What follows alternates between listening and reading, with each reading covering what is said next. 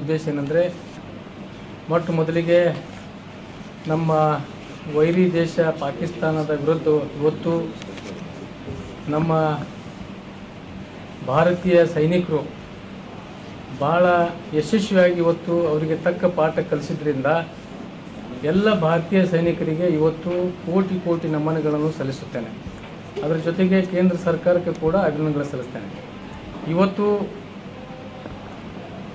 ಪತ್ರಿಕಾಗೋಷ್ಠಿಯಲ್ಲಿ ಇನ್ನೊಂದು ವಿಷಯ ಏನಂದರೆ, ತಮಗೆಲ್ಲರಿಗೂ ಗೊತ್ತಿದ್ದ ಹಾಗೆ ಯತ್ನಾಳ್ ಅವರು ಈಗಾಗಲೇ ಸತತವಾಗಿ ಒಂದು ತಿಂಗಳಿಂದ ರಾಜ್ಯದ ಜನರಿಗೆ ಏನೋ ಒಂದು ತಪ್ಪು ಸಂದೇಶ ಕೊಡ್ತಾ ಇದ್ದಾರೆ. ಅದಕ್ಕೆ ಖಂಡಿಸುತ್ತಾ ಇವತ್ತು ಮತ್ತೊಮ್ಮೆ ಅವರಿಗೆ ನಾವು ಎಚ್ಚರಿಕೆ ಕೊಡಲಿಕ್ಕೆ ಇವತ್ತು ಇಚ್ಛೆ ಪಟ್ಟಿದ್ದೇವೆ. ಯಾಕಂದರೆ ಈಗಾಗಲೇ ನಮ್ಮ ಸಚಿವರಾದ ಮಾನ್ಯ ಶಿವಾನಂದ ಪಾಟೀಲ್ ಅವರು ಹೇಳಿದ ಹಾಗೆ ತಮ್ಮ ಅಪ್ಪಗೆ ಹುಟ್ಟಿದ್ದೇನೆ ತಿಳಿಸಿ ಇವತ್ತು ರಾಜೀನಾಮೆ ಸಲ್ಲಿಸಿದರು. ಅದರ ಪ್ರಯುಕ್ತವಾಗಿ ಅವರು ಕೂಡ ಆ ಸವಾಲನ್ನು ಸ್ವೀಕರಿಸಿ ಇವತ್ತು ರಾಜೀನಾಮೆ ಕೊಟ್ಟಿದ್ದರು. ಆ ರಾಜೀನಾಮೆ ಕೊಟ್ಟ ನಂತರ ಬಸನಗೌಡರ ಹೇಳಿಕೆಗಳು ಭಾಳ ವಿಚಿತ್ರ ಹೇಳಿಕೆಗಳು. ಇವತ್ತು ಯಾರೂ ಒಬ್ಬ ಹುಚ್ಚು ಸಹಿತ ಆ ರೀತಿ ಮಾತಾಡೋದಿಲ್ಲ. ಇವತ್ತು ಏನು ಹೇಳ್ತಾರಂದರೆ, ನಂದು ಕ್ಲಿಪ್ ನೋಡ್ರಿ, ನಾ ಹಂಗೆ ಹೇಳಿದ್ದಿಲ್ಲ, ಹಿಂಗೆ ಹೇಳಿದ್ದಿಲ್ಲ, ನಾನು ಬರೇ ಅಲ್ಲಿ ಹೋಗಿ ಸೋಲಿಸ್ತೀನಿ ಅಂತ ಹೇಳಿದ್ದೆ, ಅವರಿಗೆ ಕಾಶ್ಯಪ್ನವರಿಗೆ ಮತ್ತು ಶಿವಾನಂದ ಪಾಟೀಲ್ ಅವರಿಗೆ ರಾಜೀನಾಮೆ ಕೊಡೋದು ಹೇಳಿದ್ದೆ. ನೀವು ರಾಜೀನಾಮೆ ಕೊಡೋದು ಹೇಳಿದ್ರೆ ಮತ್ತು MLA ಆಗಿ ಉಳಿದು ಅವರಿಗೆ ರಾಜೀನಾಮೆ ಕೊಡೋದು ಹೇಳಿದ್ರೆ ಮುಂದೆ ಏನಾಗ್ತಂದ್ರೆ, ಈಗಾಗಲೇ ಶಿವಾನಂದ ಪಾಟೀಲ್ ಅವ್ರು ಹೇಳಿದ ಹಾಗೆ ಇವರೊಬ್ಬ ಮೋಸಗಾರ. ಯಾಕೆಂದರೆ ಇವರು ರಾಜೀನಾಮೆ ಕೊಟ್ಟ ನಂತರ ಕೊಟ್ಟಿಲ್ಲ ಅಂದರೆ ಹೆಂಗಂತೇಳಿ ಈಗಾಗಲೇ ಅವರು ಕೂಡ ತಮ್ಮ ಪತ್ರಿಕಾಗೋಷ್ಠಿಯಲ್ಲಿ ಹೇಳಿದ್ದಾರೆ. ಅದರಾಗ ಇವರು ಹಿಂದಿನ ಇತಿಹಾಸ ನೋಡಿದ್ರೆ ಇವರು ಸಾಕಷ್ಟು ಸಲ ಪ್ರತಿಯೊಂದು ವಿಷಯದಲ್ಲಿ ಯಾರ್ಯಾರಿಗೆ ಏನೇನು ಮೋಸ ಮಾಡಿದ್ರು ಇಡೀ ಜಿಲ್ಲೆಗೆ, ಇಡೀ ರಾಜ್ಯಕ್ಕೆ ಗೊತ್ತಿದೆ. ಅದಕ್ಕಾಗಿ ಇವತ್ತು ಈಗ ಮುಂದೆ ಏನಾಗ್ತದೆ ಅಂದ್ರೆ, ಇವ್ರು ಸಪೋಸ್ ರಾಜೀನಾಮೆ ಕೊಟ್ಟು ಅಲ್ಲಿ ಹೋಗಿ ಸ್ಪರ್ಧೆ ಮಾಡ್ಲಿಕ್ಕೆ ನಿಂತರ ಶಿವಾನಂದ ಪಾಟೀಲ್ ಅವರು ಇವ್ರು ಮತ್ತೇನು ಹೇಳ್ತಾರಂದ್ರೆ, ನನ್ನ ಕ್ಲಿಪ್ ನೋಡ್ರಿ, ನಾ ಹಂಗೆ ಹೇಳಿದ್ದಿಲ್ಲ, ನಾನು ನಾಮಪತ್ರ ಎಲ್ಲಿ ಸಲ್ಲಿಸ್ತೀನಿ ಅಂತ ಹೇಳಿದ್ದೆ, ಅವರ ವಿರುದ್ಧ ಸ್ಪರ್ಧೆ ಮಾಡ್ತೀನಿ ಅಂತ ಎಲ್ಲಿ ಹೇಳಿದ್ದೆ ಅಂತ ಹೇಳೋರು ಇವರು. ಮುಂದೆ ಏನು ಮಾಡ್ತಾರಂದ್ರೆ, ಈಗ ಇದು ಹಿಂಗೆ ಹೇಳಕತ್ತಾರ, ಮುಂದೆ ಸ್ಪರ್ಧೆಗೆ ಸೇರ್ಕರ್ತ ಶಿವಾನಂದ ಪಾಟೀಲ್ ಹೇಳಿದ್ರೆ ನಾ ಬರೀ ಅಲ್ಲಿ ಬಂದು ಸೋಲಿಸ್ತೀನಿ ಅಂತ ಹೇಳಿದ್ದೆ. ಯಾಕಂದ್ರೆ ನಾ ಸ್ಟಾರ್ ಪ್ರಚಾರಕ್ಕಿದ್ದೀನಿ, ನಾ ಬಂದು ಅಲ್ಲಿ ಭಾಷಣ ಮಾಡಿ ನಾ ಮತ್ತೊಬ್ಬರು ನಿಂದಿಸಿ ಏನ್ರಿ ಹೇಳಿ, ಮತ್ತು ನಾ ಎಲ್ಲಿ ಹಂಗೆ ಹೇಳಿದ್ದೆ, ನಾ ನಾಮಪತ್ರ ಸಲ್ಲಿಸಿ ಅವ್ರ ಜೊತೆ ಸ್ಪರ್ಧಿಸಿ ಸೋಲಿಸ್ತೀನಿ ಅಂತ ಹೇಳಿದ್ದಿಲ್ಲ, ಬರೀ ಸೋಲಿಸ್ತೀನಿ ಅಂತ ಅಷ್ಟೇ ಹೇಳಿದ್ದೆ. ಈ ರೀತಿ ಹೇಳುವಂಥದ್ದು ಜಾಯಮಾನ ಯತ್ನಾಳ್ ಅವ್ರದ್ದು ಇದೆಲ್ಲ ಜಿಲ್ಲೆಯ ಜನತೆಗೆ, ರಾಜ್ಯದ ಜನತೆಗೆ ಗೊತ್ತಾಗ್ತಾರೆ ಬಂಧುಗಳೇ. ಅದಕ್ಕಾಗಿ ಮತ್ತೊಮ್ಮೆ ಯತ್ನಾಳ್ ಅವರಿಗೆ ಹೇಳುವುದೇನೆಂದರೆ, ತಮಗೇನಾದರೂ ನೈತಿಕತೆ ಇದ್ದರೆ ತಾವು ನಿಜವಾಗಿಯೂ ತಮ್ಮ ಅಪ್ಪಗೆ ಹುಟ್ಟಿದ್ರೆ, ಯಾಕಂತ ನೀವೇ ಹೇಳಿದ್ರಿಂದ ಮತ್ತು ತಾವು ಅದು ತೋರಿಸ್ಕೊಡ್ಬೇಕಾಗಿತ್ತು. ಅದಕ್ಕಾಗಿ ಇವತ್ತು ಈ ಏನು ಸವಾಲನ್ನು ಸ್ವೀಕಾರ ಮಾಡಬೇಕಾಗಿತ್ತು, ಈ ಸವಾಲಕ್ಕೆ ಹಿಂದೆ ಸರಿದು ಇವತ್ತು ಏನೇನು ಉಚಿತರಾಗಿ ಏನಾದರೂ ಮಾತಾಡ್ಕೊತು ಮಾಧ್ಯಮ ಮುಂದೆ ನಿಂತು ಏನಾದರೂ ಹೇಳೋದ್ರಿಂದ ಇದು ಸರಿಯಾದ ಬಾಲಿಸ್ತನದ್ದು ವಿಚಾರಕ್ಕೆ ನಾನು ಹೇಳಕ್ಕೆ ಇಚ್ಛೆ ಪಡ್ತೀನಿ. ಅದಕ್ಕಾಗಿ ಇವತ್ತು ಶಿವಾನಂದ ಪಾಟೀಲ್ ಅವರ ಒಂದು ಸವಾಲಿಗೆ ಹಿಂದಕ್ಕೆ ಸರಿದು ಇವತ್ತು ಏನು ಸ್ಪರ್ಧೆಗೆ ಇಲ್ಲಾರ್ದೆ ರಾಜೀನಾಮೆ ಕೊಡಲಾರ್ದೆ ಏನು ಒಂದು ಇದು ವಿಚಾರ ಮಾಡಿದ್ದಾರೆ ಮಾನ್ಯ ಯತ್ನಾಳ್ ಅವರು. ಅದಕ್ಕಾಗಿ ಅವರಿಗೆ ನಾವು ಇವತ್ತೇನು ಮಾಡಕತ್ತೀವಿ ಅಂದ್ರೆ, ಒಂದು ಗಿಫ್ಟ್ ಇವತ್ತು ತಮಗೆ ತೋರಿಸಿ ಇವತ್ತೇನಾದ್ರೆ ನಾವು ಒಂದು ಗಿಫ್ಟ್ ಕಳಿಸ್ತಾ ಇದ್ದೀವಿ ಇವತ್ತು ಅವರಿಗೆ. ಅದು ಏನು ಗಿಫ್ಟ್ ಅಂದ್ರೆ,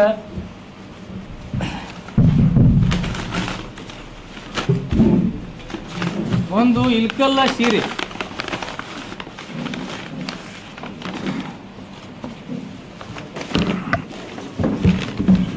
ಇಲ್ಕಲ್ಲ ಸೀರೆ ಮತ್ತು ಬಳೆ.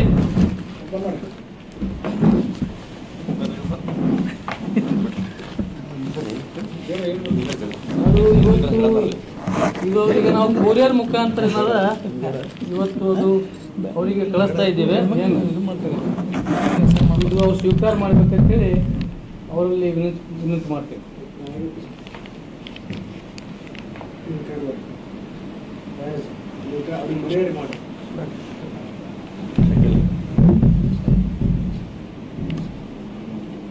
ಒಂದು ಇದರಲ್ಲಿ ಇನ್ನೊಂದು ಕ್ಲಾರಿಫಿಕೇಶನ್ ಏನಂದ್ರೆ, ಇದು ಯಾವುದೇ ಒಂದು ಮಹಿಳೆಗೆ ಅವಮಾನ ಮಾಡುವಂಥ ಪರಿಸ್ಥಿತಿ ಇಲ್ಲ ಇವತ್ತು. ಯಾಕಂದರೆ ಮಹಿಳೆ ಕೂಡ ಇವತ್ತು ತಾವು ನೋಡ್ಲಾಕತ್ತೀರಿ, ನಮ್ಮ ಮಿಲಿಟರಿಯಲ್ಲಿ ಮುಖ್ಯ ಅವರು ಇಬ್ಬರು ಮಹಿಳೆಯರು ತಮ್ಮ ದಿಟ್ಟತನ ತೋರಿಸಿ ಇವತ್ತು ಏನು ಒಂದು ಪಾಕಿಸ್ತಾನಕ್ಕೆ ಒಂದು ಪಾಠ ಕಲಿಸ್ತಾ ಇದ್ದಾರೆ. ಇದು ಬಹಳ ಹೆಮ್ಮೆಯ ವಿಷಯ. ಅದಕ್ಕಾಗಿ ನಾರಿ ಮುನಿರಿದ್ರೆ ಏನು ಹೇಳ್ತಾರ ಎಮ್ಮಾರಿ ಅಂತ ಹೇಳಿ ಇದು ಅದಕ್ಕಾಗಿ ಕರಿಗೆ ಇದುವರೆ ಹುಟ್ಟು ಏನಾದ್ರು ಸ್ಪರ್ಧೆ ಮಾಡ್ತಾರ ಅಂತ ಏನು ರಾಜೀನಾಮೆ ಕೊಡ್ತಾರ ಅಂತ ಹೇಳಿ ನಮ್ದೊಂದು ಇದರಿಂದ ಧೈರ್ಯ ಬರ್ತದೆ. ಏನು ಇದು ಯಾವುದೇ ಒಂದು ಮಹಿಳೆಗೆ ಅವಮಾನ ಮಾಡುವಂಥ ಪರಿಸ್ಥಿತಿ ಅಲ್ಲ. ಯಾಕಂದ್ರೆ ಮಹಿಳೆ ಕೂಡ ಇವತ್ತು ಶಕ್ತಿಶಾಲಿ ಇದ್ದಾರ. ಅದಕ್ಕಾಗಿ ಇದುವರೆ ಉಟ್ಕೊಂಡು ಏನ್ರೆ ರಾಜೀನಾಮೆ ಕೊಟ್ಟು ಸ್ಪರ್ಧೆ ಇಳಿತಾರ ಅಂತ ಹೇಳಿ ನಮಗೊಂದು ಧೈರ್ಯ ಬರ್ತಾನೆ ಅಂತ ಹೇಳಿ ಈ ವಿಚಾರದಿಂದ ಕೊಡ್ಲಾಕತ್ತೀವಿ ಅಷ್ಟೇ. ನಾರಿಯರ ಸ್ಫೂರ್ತಿ ಅದಾರ ಅವ್ರದ್ದು ಇದು ಧರಿಸಿದ ಮೇಲೆ ಅವ್ರಿಗೆ ಧೈರ್ಯ ಬರ್ತಾನೆ. ಕಳಿಸ್ಲಾಗತ್ತೆ. ಇದು ಕೊರಿಯರ್ಕ ಪ್ರದರ್ಶನ ಅಲ್ಲ ಇದು. ಅವ್ರು ಇದಕ್ಕೆ ಅಲ್ಲಿ ಕಳಿಸ್ತೇವೆ. ಅವ್ರಿಗೆ ನಿಮಗೆ ತೋರಿಸಿ ಕಳಿಸ್ಬೇಕಂತೇಳಿ ಅಷ್ಟೇ ಇರುತ್ತೆ.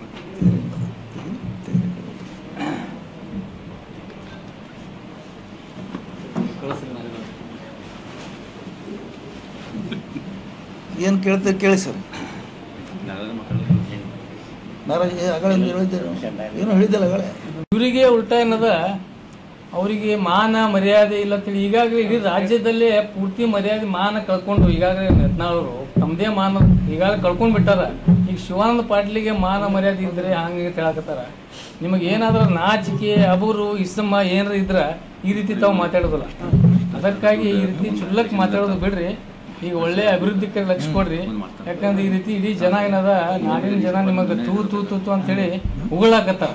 ಅದಕ್ಕೇನದ ತಾವು ಅಭಿವೃದ್ಧಿ ಕಡೆ ಸ್ವಲ್ಪ ಲಕ್ಷ್ಯ ಕೊಟ್ಟು ಬರೀ ಇದು ಹಿಂದೂ ಮುಸ್ಲಿಮ ಅದು ಇದು ಅನ್ಕೋತ ಬರೀ ಇದ್ರಾಗೆ ಟೈಮ್ ಕೇಳಕ್ ಹೋಗ್ಬೇಡ್ರಿ. ದಯಮಾಡಿ ಏನದ ಜನರ ಒಂದು ಮತದಾರ ವಿನಂತಿ ಐತಿ. ಎಲ್ಲರೂ ಏನದ ತಾವು ನೀವೇನದ ಯತ್ನಾಳವರು ಒಂದು ಸ್ವಲ್ಪ ಅಭಿವೃದ್ಧಿ ಕಡೆ ಲಕ್ಷ್ಯ ಕೊಟ್ಟು ಹೆಚ್ಚಿನ ಏನದ ಜನರದ ಒಂದು ಸೇವೆ ಮಾಡಲಿಕ್ಕೆ ನಿಮಗೆ ಆಸೆ ಕಳಿಸಿದ್ದದ. ಅದಕ್ಕಾಗಿ ಏನದ ನೀವು ಜನರ ಸೇವೆ ಮಾಡ್ರಿ. ಇವೆಲ್ಲ ಉಪಾಧ್ಯಕ್ಷ ಇಂಥವೆಲ್ಲ ಹೇಳಿಕೆಗಳು ಮಾಡೋದು ಸ್ವಲ್ಪ ಬಿಡ್ರಿ ಅಂತ ಹೇಳಿ ತಮ್ಮ ಮುಖಾಂತರ ಹೇಳಿಕೆ ಇಚ್ಛೆ ಪಡ್ತೇನೆ. ಮತ್ತೆ ಇನ್ನೊಂದು ಸ್ವಲ್ಪ ಇದು ಕ್ಲಿಯರ್ ಮಾಡ್ತೀನಿ. ವಿಶೇಷತೆ ಏನಂತಂದ್ರಲ್ಲ ಅಂದ್ರೆ ಇಲ್ಕಲ್ ಸೀರೆ ಅದು ಇದ್ರಾಗ ನಾವು ಯಾವುದು ಸಾಮಾನ್ಯ ಬಿಜಾಪುರ ಮಾರ್ಕೆಟ್ ಅಲ್ಲಿ ಸೇರುವಂಥದ್ದು ಬೇರೆ ಜನರಲ್ ಕಂಪ್ನಿದ ಸೀರೆ ತೊಗೊಂಡಿಲ್ಲ. ಇಲ್ಕಲ್ ಸೀರೆ ಯಾಕಂದ್ರೆ ಇದು ಮಾನ್ಯ ಕಾಶ್ಯಪ್ಪನವ್ರ ಶಾಸಕರ ಕ್ಷೇತ್ರದಲ್ಲಿ ತಯಾರಾಗ್ತದೆ. ಅದಕ್ಕೆ ಇದು ಸವಾಲೇನದ ಇಲ್ಕಲ್ದಿಂದ ಒಂದು ಸವಾಲಿದೆ ಇದು ಏನು. ಮತ್ತು ಬಳಿ ಏನದ ಅದು ಬಸನ್ ಭಾಗ್ಯವಾಡಿ ತಿಳ್ಕೊರಿ ತಿಳಿತಲ್ಲ. ಅದಕ್ಕೆ ಇಲ್ಕಲ್ ಸೀರೆ ತಗೊಂಡಿದ್ದು ಉದ್ದೇಶ ಇದೆ ಮೇನ್ ಹೇಳ್ಬೇಕಂತ ಹೇಳಿ.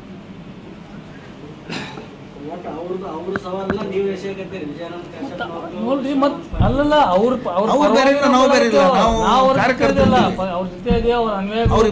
ಕಾಂಗ್ರೆಸ್ ಪಕ್ಷದ ಸಚಿವರು ಶಾಸಕರಿದಾರ. ನಾವು ಮತ್ತ ಅವ್ರೇನದ ಅವರೆಲ್ಲ ಮುತ್ಸದ್ದಿ ಒಳ್ಳೆಯ ಇದೇ ರಾಜಕಾರಣಿಗಳು ಏನ ಇವ್ರಾಗ ಚಿಲ್ಲರ ರಾಜಕಾರಣಿ ಅಲ್ಲ. ಅವರು ಇಂಥ ಇದ್ರಾಗೆಲ್ಲ ಇಳಿಯೋದಿಲ್ಲ. ಅದಕ್ಕೇನದ ನಾವು ಅವರು ಅನ್ಯಾಯಿಗಳು ಅದೇವ ಫಾಲೋವರ್ಸ್ ಅದೇವ ಪಕ್ಷದ ಕಾರ್ಯಕರ್ತರು ಅದೇವ. ಮತ್ತು ಈ ರೀತಿ ಒಬ್ಬ ನಮ್ಮ ನಾಯಕರುಗಳಿಗೆ ಈ ರೀತಿ ಏನಾದರೂ ಹುಚ್ಚುಚ್ಚಂಗೆ ಈ ರೀತಿ ಚಟುವಟಿಕೆ ಈ ರೀತಿ ಮಾಡಿದ್ರಿಂದ ನಾವು ಕೂಡ ನಮ್ದು ಕರ್ತವ್ಯ ಐತಿ ಅವ್ರಿಗೆ ತಕ್ಕ ಉತ್ತರ ಕೊಡೋದು.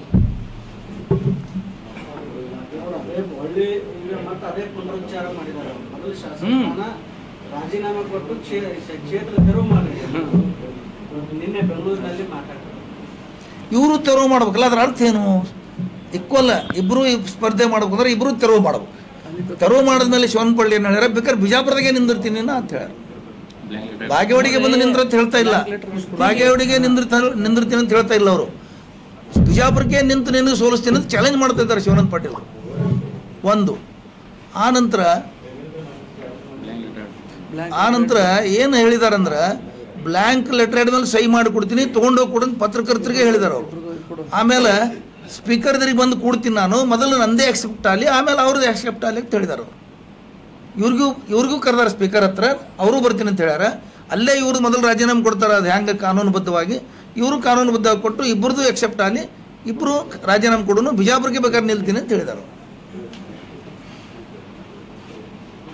ಎಲ್ಲ ರೀತಿ ಈಗ ಶಿವಾನಂದ ಪಾಟೀಲ್ ಬ್ಯಾಂಕ್ ಲೆಟರ್ ಕೊಡ್ತೀನಿ ಅಂದ್ರು, ರಾಜೀನಾಮೆನೂ ಕೊಟ್ಟರು, ಅವ್ರ ಪುತ್ರನೂ ಹೇಳಿದ್ರು. ಅಂದ್ರೆ ಒಟ್ಟಿಗೆ ಪುರಾಣ ಮೊದಲು ನಮ್ದು ಸ್ವೀಕಾರ ಆಗಲಿ ಆಮೇಲೆ ನಮ್ದು ಸ್ವೀಕಾರ. ನೋಡ್ರಿ ಅವ್ರದ್ದು ಇದನ್ನ ಮಾಡಿಲ್ಲ ಅಂದ್ರೆ ಅವ್ರೇನು ಮೊದಲು ನಾನು ಏನ್ ಹೇಳಿದ್ದೆ ಅದೇ ಕಂಡೀಷನ್ ಅದನ್ನ ಪಾಲನೆ ಆಗಿದೆ. ಇದು ಬೆನ್ನು ತೋರಿಸಿ ಓಡೋದ್ರಿ, ಓಡೋದಿದು ಹಿಟ್ ಅಂಡ್ ರನ್ ಕೇಸ್. ಮೊದಲಿಂದ ಅವ್ರದ್ದು ಜಾಯಮಾನ್ಯ ಅದ, ಬರೀ ಹಿಟ್ ಅಂಡ್ ರನ್ ಕೆಲಸ. ಏನು ಹಿಟ್ ಆ್ಯಂಡ್ ಅನ್ನೋದು ಅವ್ರದ್ದೊಂದು ಹೆಸರೇ ಇಡಬೇಕಾಗದ. ಯತ್ನಾಳ್ ಅವ್ರ ಹೆಸರು ಉರ್ಫ್ ಹಿಟ್ ಆ್ಯಂಡ್ ರನ್ ಇಡಬೇಕಾಗದ. ಈಗ ಮತ್ತೊಂದು ಹೆಸರು ಅಂದ್ರೆ ಎಷ್ಟರ ಹೆಸರು ಇಡಬೇಕಾಗ ಅದು ನಮಗೆ ಇದಾಗಲಾಗುತ್ತಿಲ್ಲ. ಮತ್ತು ಹಿಟ್ ಆ್ಯಂಡ್ ರನ್ ಯತ್ನಾಳ್ ಎಲ್ಲಿ ಬೇಕು ಕುತ್ಕೊಂಡು ನೋಡ್ರಿ ನೀವು, ಎಲ್ಲಿ ಬೇಕಾದ್ರೆ ಒಳ್ಳೇದು ಏನು ಹೇಳ್ಕೊಳ್ಳಿ ಮತ್ತೆ ಒಳ್ಳೇದು ಆ ಕಡೆ ನೋಡೋದಲ್ಲ ಹಿಂಗೆ ಮತ್ತು ಹಂಗೆ ಏನು ಹೇಳ್ಕೊತ ಹೋಗ್ತಾರೆ. ಅದಕ್ಕೆ ಮತ್ತು ಈ ಮೊದಲನೇದಾಗ ಏನು ಹೇಳಿದ್ರಂದ್ರೆ ಕಾಶ್ಯಪ್ನವರು ವೇದಿಕೆ ಮುಂದೆ ಮೇಲೆ ನೀವು ನೈತಿಕತೆ ನೀವು ಬೇಕಾದ್ರೆ ನಿಮಗೆ ಪಕ್ಷದಿಂದ ಹೊರಗೆ ಹಾಕಿದ್ದಾರೆ BJPಯಿಂದ, ನೀವು ಅದಕ್ಕಾಗಿ ನಿಮ್ಮ ನೈತಿಕತೆ ಇದ್ರೆ ನೀವು ಪಕ್ಷದಿಂದ ಹೊರಗೆ ಹಾಕ್ಯಾರ, ನೀವು ಆ ಸ್ಥಾನಕ್ಕೆ ಶಾಸಕ ಸ್ಥಾನಕ್ಕೆ ರಾಜೀನಾಮೆ ಕೊಡಬೇಕು. ಯಾಕಂದರೆ ನೀವು ಆರಿಸಿ ವೈಯಕ್ತಿಕ ನಿಂದು ತಿರ್ಸಿ ಇದ್ರ ಮೇಲೆ ಬಂದಿಲ್ಲ, ಪಕ್ಷದ ಸಿಂಬಾಲ್ ಮೇಲೆ ನೀವು ಆರಿಸಿ ಬಂದು ಜನ ಏನದ ಪಕ್ಷಕ್ಕೆ ಮತ್ತು ರಾಷ್ಟ್ರೀಯ ರಾಜ್ಯ ನಾಯಕರಿಗೆ ನೋಡ್ಕೊಂಡು ಓಟ್ ಹಾಕಿರ್ತಾರೆ. ಅದಕ್ಕೆ ನೀವು ರಾಜೀನಾಮೆ ಕೊಡೋದು ಅವ್ರು ಹೇಳ್ಯಾರ. ಮತ್ತು ಇವರು ಏನಾರ ತಿಳ್ಕೊಂಡು ಏನಾರ ಹೇಳ್ಕೊತ ಹೋದ್ರೆ ಅನ್ನೋದು ಅರ್ಥಿಲ್ಲ. ಮತ್ತು ಶಿವಾನಂದ ಪಾಟೀಲ್ ಅವರು ಕೂಡ ಅದೇ ಹೇಳ್ಯಾರ ವೇದಿಕೆ ಮೇಲೆ, ನನ್ನ ಇಚ್ಛೆ ಏನದ ನಗರಕ್ಕೆ ನಿಂದ್ರದ್ದು ನನಗೆ ನೀವು ಸೋಲಿಸ್ಬೇಕಂತೇಳಿ ಅವರು ಫಸ್ಟ್ ಇದು ಕೊಟ್ಟಿದ್ದೆ. ಅವ್ರು ಯಾರು ಇಲ್ಲಿದೆ ಕೊಟ್ಟದ. ಈಗಾಗಲೇ ಅವ್ರ ಪಕ್ಷ ಕಾಂಗ್ರೆಸ್ ಒಳಗೆ ಅದ, ಅವ್ರಿಗೇನು ಕಾಂಗ್ರೆಸ್ನ ಹೊರಗೆ ಹಾಕಿಲ್ಲ. ಅವ್ರು ಅದೇ ಹೇಳ್ಯಾರ, ಅವರು ನಮಗೆ ಹೊರಗೆ ಹಾಕಿದ್ರೆ ನಾವು ಬೇಕಾದ್ರೆ ರಾಜೀನಾಮೆ ಕೊಟ್ಟು ಬಂದಿರ್ತೇವೆ. ನೀವು ಪಕ್ಷದ ಹೊರಗೆ ನೀವು ಪಕ್ಷದಿಂದ ಆರಿಸಿ ಬಂದು ಪಕ್ಷದಿಂದ ನೈತಿಕತೆ ಇಟ್ಕೊಂಡು ರಾಜೀನಾಮೆ ಕೊಟ್ಟು ಹೇಳತ್ತಾರೆ ಅವರು. ಇವತ್ತಿನ ಪರಿಸ್ಥಿತಿ ಒಳಗೆ ಬಸವನಗೌಡ ಪಾಟೀಲರು ಸೋಲು ಒಪ್ಕೊಂಡಿದ್ದಾರೆ. ಇದು ಜಗಜ್ಜಾಹೀರ ಆಯ್ತು. ಆ ಒಪ್ಕೊಂಡವ್ರು ಅಂತೇಳಿ ನಾವು ಗಿಫ್ಟ್ ಕಳಿಸ್ಲಾಕತ್ತೀವಿ. ಇದುವರೆ ನೋಡಿ ಇದು ಧೈರ್ಯದಿಂದ ಬರ್ಲಿ ಅಂತೇಳಿ ಮತ್ತೇನಿಲ್ಲ ಇಲ್ಲ ನಿನ್ನೆ ಹೇಳೇ ಬಿಟ್ರ ಅವರು. ನಾನು ಚುನಾವಣೆ ನಿಂದಿರ್ಲಾಕದ ಅಷ್ಟ ಹಾಗೇನೇನು ಬರೀ ಅವ್ರು ಭ್ರಷ್ಟಾಚಾರ ಮಾಡಿರ್ಬೇಕು, ಅದಕ್ಕೆ ಚುನಾವಣೆ ನಿಂದಿರ್ತಾರೆ ಎಲ್ಲ ರೀತಿಯಿಂದ ಹೇಳ್ಯಾರ ಅವರು ನಿನ್ನೆ. ಯಾಕಂದ್ರೆ ಅದು ಅರ್ಥನ ಅದ. ನಿನ್ನೆ ಹೇಳಿಬಿಟ್ರ ಅವರು ಚುನಾವಣೆ ಮಾಡೋದಿಲ್ಲ ಅಂತೇಳಿ ಸ್ಪಷ್ಟ ಹೇಳ್ಬಿಟ್ರ. ನಾ ಚುನಾವಣೆ ನಿಂದ್ರುದಿಲ್ಲ, ಚುನಾವಣೆ ನಿಂದ್ರಷ್ಟು ಸಾಮಾನ್ಯ ಅಲ್ಲ ಅಂತೇಳಿ ಅವ್ರ ಬಾಯಲ್ಲಿ ಹೇಳ್ಯಾರ. ಶಿವಾನಂದ ಪಾಟೀಲ್ರು ಚುನಾವಣೆ ನಿಂದ್ರ ಬಾತ್ ಕರೆಯುವಾಗ ನಾನು ನಿಲ್ಲುದಿಲ್ಲ ಅಂತ ಹೇಳಿದಾಗ ಒಪ್ಕೊಂಡಂಗಿಲ್ಲ, ಅವರೇ ಹೇಳಿದಾರೆ. ನಾನು ನಿಲ್ಲುದಿಲ್ಲ ಅಂದಾಗ ಸೋಲು ಒಪ್ಕೊಂಡ. ಅವರು ಚುನಾವಣೆ ಮಾಡ್ತಿರ್ಬೇಕು, ಅವ್ರಿಗೆ ಭ್ರಷ್ಟಾಚಾರ ರೊಕ್ಕ ಭಾಳ ಆಗ್ಯಾವ ಅವ್ರಿಗೆ ನಿನ್ನೆ ಹೇಳ್ಯಾರಲ್ಲ. ಭ್ರಷ್ಟಾಚಾರ ಇವ್ರು ಮಾನ್ಯನ ಹೇಳಿ ಇವತ್ತು ಹೇಳ್ತೀವಿ. ಇವ್ರೇನು ಸತ್ಯ ಹರಿಚಂದ್ರ ವಂಶಜರ, ಇವರು ಭ್ರಷ್ಟಾಚಾರ ಮಾಡಿ ಆಯ್ತು. ಇದ್ರ ಬಗ್ಗೆನೂ ಒಂದು ಘೋಷಣೆ ಮಾಡಲಿ ಬಂದು. ಅವ್ರು ಯಾವ ದೇವಸ್ಥಾನದ ನಿಲ್ತಾರೆ, ನಾನು ಜೀವನದಲ್ಲಿ ಭ್ರಷ್ಟಾಚಾರ ಮಾಡಿಲ್ಲ ಅಂತ ಘೋಷಣೆ ಮಾಡಲಿ. ನಾವು ಅವತ್ತು ಇವ್ರನ್ನ ಏನು ಹೇಳ್ತಾರೆ ನಾವು ಕೇಳ್ತೀವಿ. ಮತ್ತೆ ಸವಾಲು ಹಾಕುವಾಗ ಅವು ಭ್ರಷ್ಟಾಚಾರ ಇದ್ದಿಲ್ಲ, ಅವ್ರು ರೊಕ್ಕ ಇದ್ದಿಲ್ಲ, ಅವಾಗ ಗುರ್ತಿದ್ದಿಲ್ಲ ನಮಗೆ. ಅವಾಗ ಈಗ ಗುರ್ತಾಯ್ತು ಭ್ರಷ್ಟಾಚಾರ ಅದ ರೊಕ್ಕ ಭಾಳ ಅದಾವ, ಅದ್ರ ರೊಕ್ಕ ಭಾಳ ಅದಾವ. ಏನು ನಟ್ಟು ಕಡ್ದು ಗಳಿಸ್ಯಾರ, ಏನು ಮಣ್ಣು ಹೊತ್ತು ಗಳಿಸ್ಯಾರ, ಏನು ನೀರು ಬಿಟ್ಟಾರ, ಜೋಳ ಮಾರ್ಯಾರ, ಹತ್ತಿ ಮಾರ್ಯಾರ, ಗೋಧಿ ಮಾರ್ಯಾರ, ಏನು ಮಾಡ್ಯಾರ ಇವ್ರು? ಏನು ಮಾಡಿ ಗಳಿಸ್ರಿ ಇಷ್ಟೆಲ್ಲ ಸಾಮ್ರಾಜ್ಯ? ನಾವು ದಿನ ಹೇಳ್ತಾ ಇದ್ದೀವಿ, ಇದು ಉತ್ತರ ಕೊಡ್ತಾ ಇಲ್ಲ ಅವರು. ವಿಜಯಪುರ ಜಿಲ್ಲೆ ಒಳಗೆ ಗೌಡ್ರ, ವಿಜಯಪುರ ಜಿಲ್ಲೆ ಒಳಗೆ ಯಾವುದೇ ರಾಜಕಾರಣಿ ಇನ್ನೂ ಭಾಳಷ್ಟು ನಂಬಲ್ಲಿ ಕೋಟ್ಯಾಧಿಪತಿ ರಾಜಕಾರಣಿಗಳು ಅದಾರ. ಆದ್ರೆ 1-2 ಕೋಟಿ ವಾಹನದ ಒಂದು ಕಾರ್ನಲ್ಲಿ ತಿರುಗಾಡುವಂಥ ವ್ಯಕ್ತಿ ರಾಜಕಾರಣಿ ಯಾರಾದ್ರದ್ದು ಯತ್ನಾಳ್. 1,80,00,000 ಗಾಡಿ ಒಳಗೆ ತಿರುಗಾಡಕತ್ತಾರೆ. ಇದು ಎಲ್ಲಿದ್ದು ಗಾಡಿ ಬರ್ತಿದ್ದು? ಇವ್ರ ಇತಿಹಾಸ ಬರ್ತಿಲ್ಲ ಯಾರಿಗೆ, ಇಡೀ ಜಿಲ್ಲೆಯವರಿಗೆ. ಇವತ್ತು 2 ಕೋಟಿ ರೂಪಾಯಿ ಗಾಡಿ ಒಳಗೆ ತಿರುಗಾಡ್ತಾನೆ. ಇದ್ರ ಮೇಲೆ ಇವನು ಸಾಚಾ ಮಂದಿ. ಇವರು ಹಿನ್ನೆಲೆ ಬಿಜಾಪುರದಾಗ ಎಲ್ಲರಿಗೂ ಗೊತ್ತದಲ್ರಿ, ಇವ್ರು ಏನಿದ್ರು ಏನಿಲ್ಲ, ಇವತ್ತೇನಾಗ್ಯಾರ. ಯಾರ ರಾಜಕಾರಣಿ 1-2 ಕೋಟಿ ಗಾಡಿ ತಿರುಗಾಡಕತ್ತಾನೆ ಹೇಳ್ರಿ ಅವತ್ತ. ನಾವು ಇದು ಯಾವ ಉದ್ದೇಶದಿಂದ ಹೇಳ್ತಾ ಇದ್ದೀವಿ ಅಂದ್ರೆ, ಅವ್ರು ಬೇರೆದವರಿಗೆ ಭ್ರಷ್ಟಾಚಾರಿ ಅಂತ ಹೇಳ್ತಿದ್ದಾರೆ, ಅದಕ್ಕೆ ಇದು ಹೇಳ್ತಾ ಇದ್ದೀವಿ. ಇಲ್ಲ ನಮ್ಮ ಜಿಲ್ಲೆ ಯಾವ ರಾಜಕಾರಣಿ 2 ಕೋಟಿ ಗಾಡಿ ತಿರುಗಾಡಕತ್ತಾನೆ ಹೇಳ್ರಿ ನೀವು. ಇದೊಂದು ಒಳ್ಳೆ ಪಾಯಿಂಟ್ ಕೇಳಿರಿ. ನಾ ಹೇಳ್ತೀನಿ, ಇವತ್ತು ಇವ್ರಿಗೆ ಕಿಕ್ಔಟ್ ಮಾಡಿ ಹೊರಗೆ ಹಾಕ್ಯಾರ ಮೋದಿಯವರು. ಮತ್ತು ಮೋದಿ ಅಮಿತ್ ಶಾ ಆಗ್ತಿರ್ತಾರೆ. ಅದು ಭ್ರಷ್ಟಾಚಾರದ ಹೊರಗೆ ಬಂದಿತ್ತು. ಅವ್ರು ಏನಾರ IT ರೇಡ್ ED ರೇಡ್ ಮಾಡಿ ಗಿಡ್ಯಾರತ್ತ ಹೆದರಿ ಅವರಿಗೆ ಹೊಳ್ತಾ ಇದ್ದಾರೆ. ಇವರು ಕಿಕ್ಔಟ್ ಮಾಡ್ಯಾರ ಇವ್ರಿಗೆ ಅದೇ ಹೆದರಿಕೆ ಅದ. ನಾ ಭ್ರಷ್ಟಾಚಾರ ಮಾಡೀನಿ, ಭಾಳ ಭ್ರಷ್ಟ ಇದ್ದೀನಿ, ನಾ ಭಾಳ ಗಳಿಸೀನಿ, ನಂದು ಏನ್ರಿ ಚೌಕ್ಷಿ ಅನ್ಕೋರಿ ಆದಿತ್ತು ಅಂತೇಳಿ ಆ ಮೋದಿ ಅಮಿತ್ ಶಾ ಹೇಳ್ತಾ ಇದ್ದಾರೆ. ಇವರು ಅವ್ರ ಹೆಸರು ತೊಗೊಳಕ್ಕೆ ಯೋಗ್ಯತೆ ಇಲ್ಲ ಇವ್ರಿಗೆ. ಯಾಕಿಲ್ಲ ಅಂದ್ರೆ ಅವ್ರು ಹೊರಗೆ ಹಾಕ್ಯಾರ ಇವ್ರಿಗೆ. ಆ ಗಣಿ ದಣಿಗಳು ತಿರುಗಾಡ್ಲಿಬೇಕಾರೆ ಗಣಿ ದಣಿಗಳು ಈಗಾಗಲೇ ಜೈಲಿಗೆ ಹೋಗ್ಯಾರ, ಮುಗಿತ. ಅವ್ರು ನೋಡ್ತಿದ್ದೆ ನಾವು ಬರೀ ಗಣಿ ದಣಿಗಳು ಅಂತ ಭ್ರಷ್ಟಾಚಾರ ದೊಡ್ಡ ಅಂಡರ್ ವರ್ಲ್ಡ್ಗಳದವರು. ಅವ್ರು 2 ಕೋಟಿ ಗಾಡಿ ಮೇಲೆ ತಿರುಗಾಡಿದ್ದು ನಾವು ನೋಡ್ತಿದ್ದೆ ಫಿಲ್ಮ್ ಆ್ಯಕ್ಟರ್ಸ್. ಆದ್ರೆ ಈಗ ನಮ್ಮದು ಏನೋ ಭಾಳ ಅಗದಿ ಏನು ನೈತಿಕತೆ ಇಟ್ಕೊಂಡು ಮಾತಾಡೋವಂಥ ವ್ಯಕ್ತಿ ಇವತ್ತು 2 ಕೋಟಿ ಗಾಡಿ ಮೇಲೆ ತಿರುಗಾಡ್ತಾನಂದ್ರೆ ಇದರ ಏನದು ಅರ್ಥ ಮತ್ತೆ ಹಂಗಾದ್ರೆ